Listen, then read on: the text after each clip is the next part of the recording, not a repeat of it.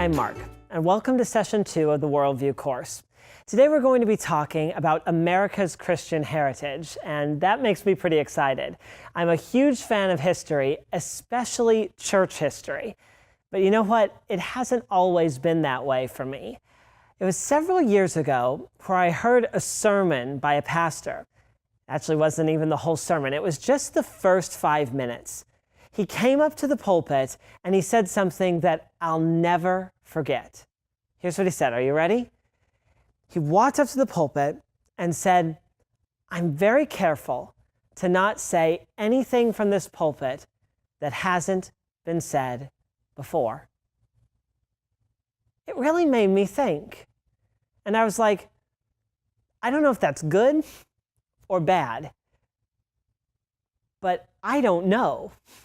I don't know what he's saying, if it's been said before or not, because I didn't know anything about church history.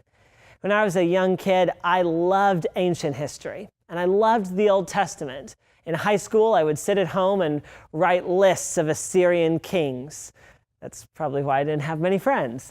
But I didn't ever study the church, the history of the church, until I heard this sermon. And it made me say, I want to know. I want to know if what we're teaching now has been taught in the past or not. Now, one thing that exploring church history has done for me is it's really made me an optimist. Sometimes by default, I can be a bit of a pessimist and always see the worst in things. But when you read history, it's hard to be a pessimist. Here's why. The church wins. We always win.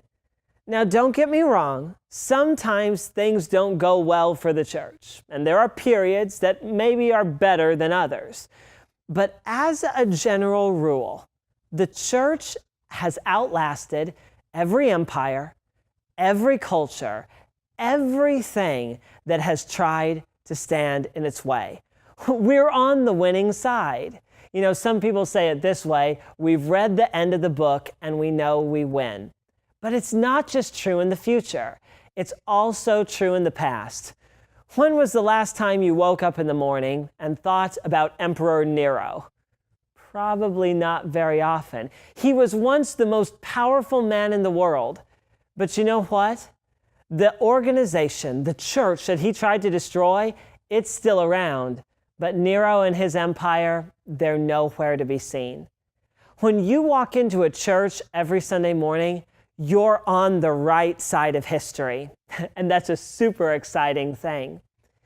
So in this first session, you heard James talk about the concept of biblical worldview.